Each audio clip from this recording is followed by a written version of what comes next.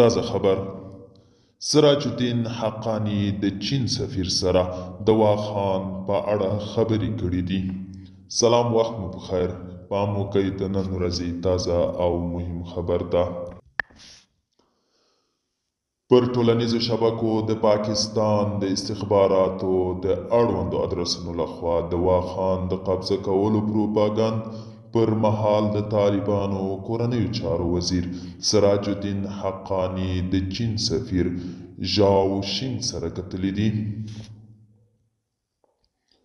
د طالبانو د کورنیو چارو وزارت په اعلامیه کې ویل شوي د چین سفیر سره په دې ناسته کې د واخان دهلیز د ستراتیژیک اهمیت، د سوداګریزو اړیکو د پراختیا او د مسافر وړونکو الوتنو د زیاتېدو په اړه خبرې شوې دي.